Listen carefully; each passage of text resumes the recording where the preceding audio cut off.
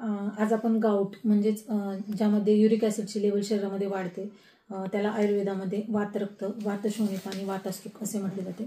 या व्याधीची माहिती घेऊया. याच्यामध्ये युरिक ॲसिडची पातळी ही नॉर्मल लेवलपेक्षा थोडीशी वाढलेली असते. या डाएटमध्ये आपण प्रोटीनयुक्त आहार हा वर्ज्य करायला हवा आणि आयुर्वेदिक औषधं जर सपोर्ट घेतला तर तुमचं युरिक ॲसिडची पातळी नॉर्मल राहायला नक्कीच मदत होईल. त्यासाठीची आज एक होममेड रेमेडी मी तुम्हाला सांगणार आहे. आयुर्वेदानुसार याचे 2 प्रकार आहेत, उत्तान वातरक्त आणि गंभीर वातरक्त.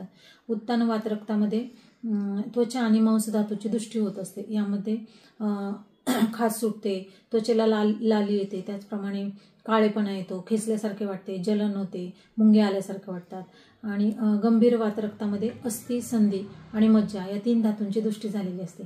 यामध्ये सूज असते, त्याचप्रमाणे त्वचा ओढल्यासारखे वाटते, वेदना वाढतात आणि पुढे जाऊन डिफॉर्मिटी सुद्धा होण्याची शक्यता असते.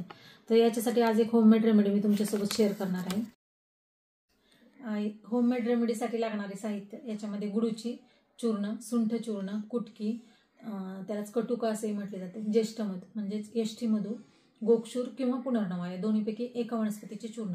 ह्या 5ही वनस्पतींचे चूर्ण इक्वल क्वांटिटीमध्ये घ्यायचे. म्हणजे जर गुळूची 20 ग्रॅम घेतली तर सुंठ, कुटकी, ज्येष्ठमध आणि गोक्षूर किंवा पुनर्नवा हे प्रत्येकी 20-20 ग्रॅम घ्यायचे आणि हे सगळे एकत्र करायचे. म्हणजे हे 100 ग्रॅम तयार करून एका हवाबंद डब्यामध्ये ठेवायचे आणि सकाळी उपाशी पोटी म्हणजे नाश्त्यापूर्वी आणि संध्याकाळी जेवणापूर्वी 2 ते 3 ग्रॅम कोमट पाण्यामध्ये हे चूर्णाचे सेवन करायचे आणि तुमची युरिक ॲसिडची पातळी नॉर्मल राहायला नक्कीच मदत होईल. त्यासोबत डाएट, व्यायाम आणि आयुर्वेदिक मेडिसिन यांचाही समावेश ट्रीटमेंटमध्ये होतो. थँक्यू.